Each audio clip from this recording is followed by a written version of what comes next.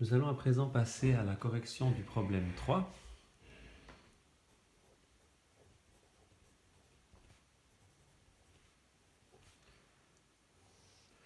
Alors dans ce problème, on va s'intéresser à la notion de transformateur qui fonctionne finalement avec deux bobines qui ont un nombre de tours, un nombre d'enroulements, on pourrait dire, qui est différent.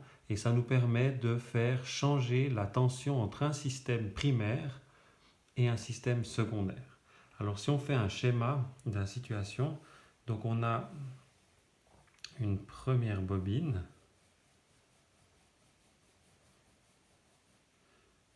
voilà, on va dire que c'est l'enroulement primaire, ce que j'appelle 1. Et puis vous avez une autre bobine,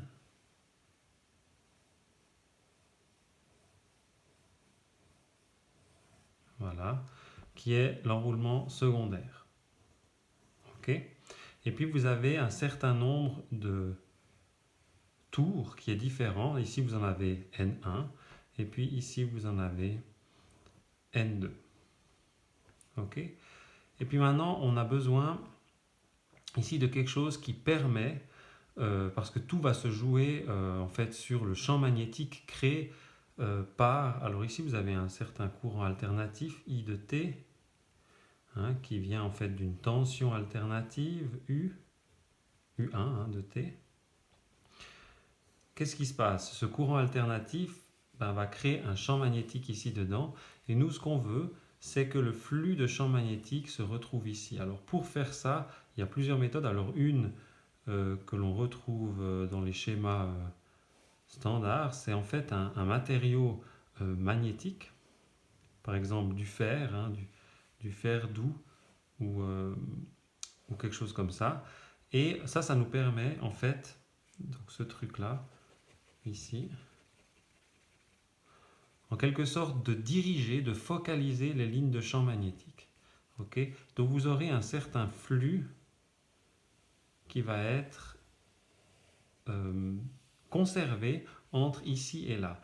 Mais attention, le flux total, phi tot, dans un de ces enroulements, c'est toujours le nombre de tours, le nombre de spires, fois le, euh, euh, le flux à travers un tour.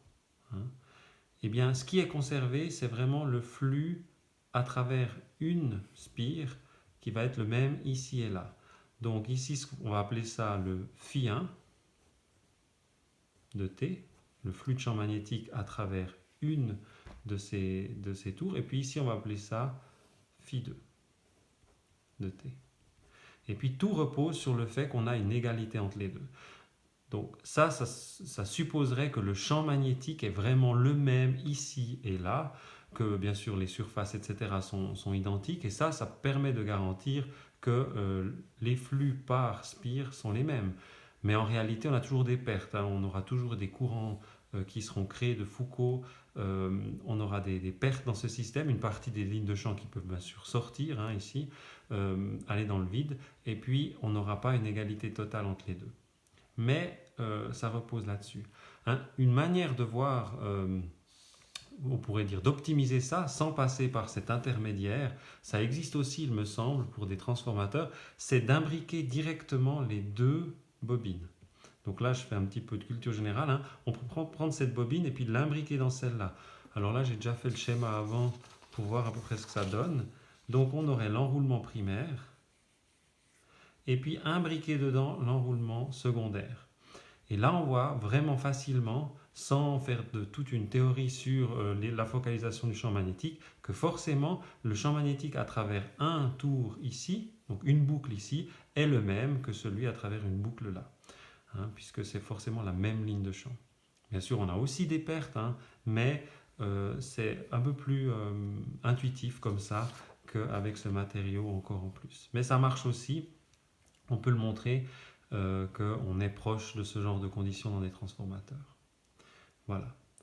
Donc, maintenant, comment est-ce qu'on a le lien entre la tension ici et la tension ici?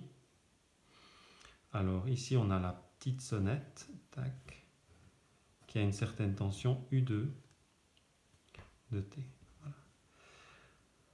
Eh bien, on se rappelle que UI, c'est simplement moins le nombre de tours d'un système, ici un certain nombre N1, puis la N2, fois d phi I dt. Ok. Donc, pour ce système, on a U1 égale à moins N1 d phi 1 dt. Et puis pour l'autre, donc celui-là, on a U2 qui est égal à moins N2 d phi 2 dt. Ok. Comme on a supposé qu'on a une égalité entre ces deux termes, eh bien on se retrouve avec U1 sur N1 égale à U2 sur N2. Donc le rapport des tensions est finalement égal au rapport du nombre d'enroulements. Plus on a un grand nombre d'enroulements, plus la tension est haute et moins on en a, plus la tension est faible. Alors dans notre cas précis où on nous donne la tension ici, le nombre de tours là, on nous donne la tension nécessaire pour la sonnette, donc ça nous donne directement N2, ce qu'on recherche, le nombre de tours ici nécessaire, N2 va être égal, alors je passe ça de l'autre côté, ça ici, ça là, donc ça donne U2 sur U1 fois N1. Voilà. Puis ça donne environ 55 tours. Donc ça, c'était la partie A. Ok. Donc au niveau calcul, c'est très simple. En fait, toute ma théorie que j'ai faite sur la conservation du flux, etc., vous pouvez simplement, si vous voulez, l'accepter sans en faire une grande réflexion, et puis garder finalement juste cette formule-là comme nécessité pour avoir le lien entre les tensions et le nombre de tours, entre le circuit primaire et secondaire. Pour la deuxième partie, là, il y a une autre considération, c'est que donc on cherche, pour être précis, on cherche le courant dans le circuit primaire. Alors, ce qu'on sait, ou ce qu'on suppose en tout cas ici, c'est qu'il n'y a pas de perte d'énergie. On va prendre un système vraiment parfait. Toute l'énergie ou la puissance qui est produite ici est utilisée par le système avec la sonnette. Donc on va supposer qu'il y a conservation de la puissance, donc P qu'on se rappelle est égal à U, la tension 1 fois I. Eh bien on va supposer que la puissance dans ce circuit est la même que la puissance consommée ici. Ça c'est le deuxième point important de ce problème-là. Et puis du coup le calcul devient tout simple. On a U1 I1 qui est égal à U2 I2. Donc ça, voilà, un système parfait. On a simplement, finalement, notre I1 qui est égal à U2 sur U1 fois I2. Et on trouve environ 0,01 ampère, si je ne me suis pas trompé avec les données ici du problème. Donc voilà, au niveau théorie, c'est clair, il y a pas mal de points à voir, à comprendre, la variation du flux, etc. Il faut accepter que les lignes de champ magnétique ont tendance à rester dans ce matériau-là, etc., etc., qu'on n'a pas de perte. Mais finalement, au niveau calcul, on a juste ces deux formules-là. Donc celle-là ici, qui nous donne le lien entre la tension et le nombre de tours dans les deux circuits. Et puis ici, on a le lien entre la puissance du premier et du deuxième circuit. On suppose qu'il y a conservation. Voilà pour le problème 3.